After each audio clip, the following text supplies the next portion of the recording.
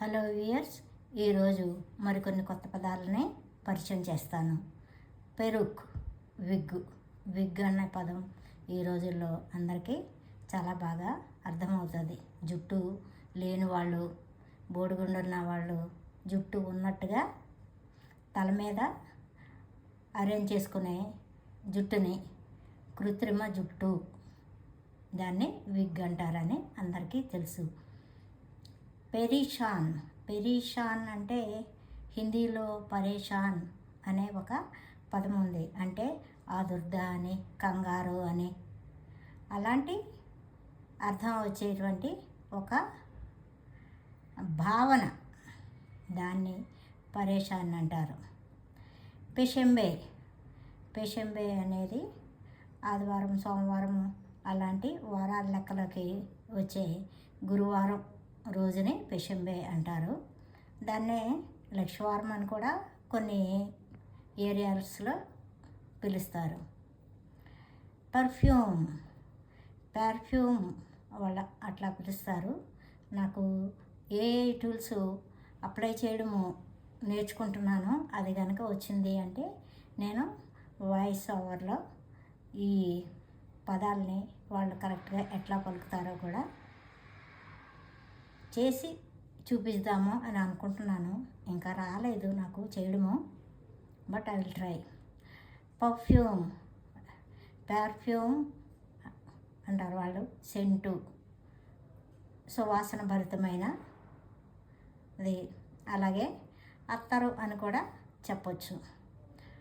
పర్ఫ్యూమ్లు అంటే పర్ఫ్యూమ్ అంటే సుగంధమైంది, పర్ఫ్యూములు అంటే సుగంధంతో నిండింది అని, అంటే అలాంటి వాసన వచ్చేది అని.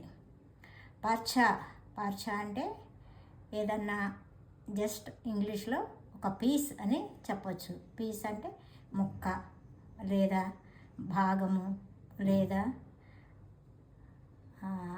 పిడికెడు అని కూడా అర్థంలో వీళ్ళు వాడతారు.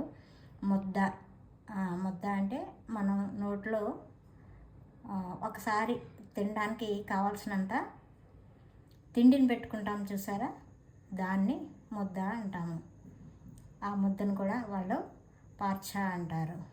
ఈ పార్చా అంటే ఇంకా చెప్పాలి అంటే, ఇప్పుడు కూరగాయలు కట్ చేస్తూ ఉంటుంటే దాన్ని ముక్కలుగా తరుగుతాం కదా, ఆ ముక్కలుగా తరిగినప్పుడు ఉండేదాన్ని, ఆ ముక్కని అట్లా అంటామన్నమాట.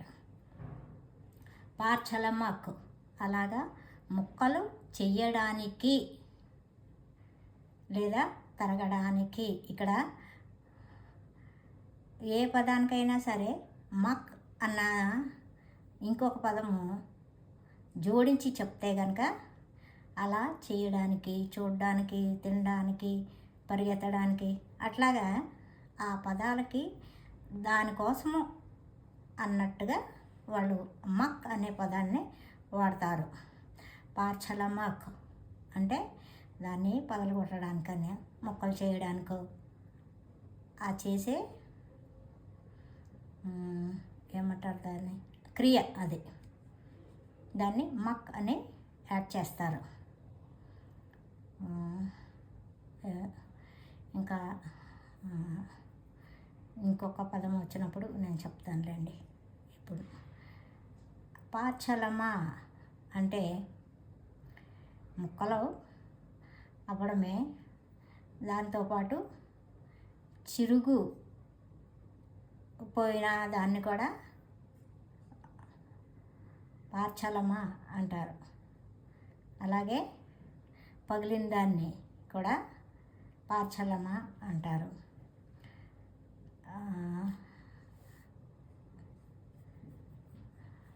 ఎప్పుడైనా ఎవరికైనా వేరే వాళ్ళు ఏదన్నా కోపంగా మాట అన్నప్పుడు, నువ్వు నన్ను ఇలా అన్నావు, దీంతోనే నా మనసు ముక్కలైపోయింది, లేదా నా మనసు విరిగిపోయింది, లేదా నా మనసు ఇంకా ఏం చెప్తారు, అట్లా మనసు ముక్కలు అయిపోయింది అని చెప్తాం కదా, అది పరంపర్ష ఓల్దు బెనిమ్ కాల్బిమ్ పరంపర్చ ఓల్దు, నా యొక్క హృదయం ముక్కలైపోయింది అని. లేదా ఇంకే వస్తువు అయినా సరే పగిలినప్పుడు ఇంచుమించు గ్లాస్ జార్స్, పింగాణి ప్లేట్లు, అలాగా కొన్ని వస్తువులు పగిలేవి ఉంటాయి కాబట్టి అలాంటివి పగిలినప్పుడు పరంపర్చ ఓల్దు అని. అలాగే ఏదైనా యాక్సిడెంట్ అయినప్పుడు కూడా ఆ కారు ముక్కలైపోయిందని అట్లా చెప్తారు. అది పార్చలన్ మాక్ అంటే ఇక్కడ క్రాష్ అంటే కూలిపోవడము లేదా పడిపోవడము అనే అర్థంలో వాడుతున్నారు. పార్చలర ఐర్మాక్ ఏదన్నా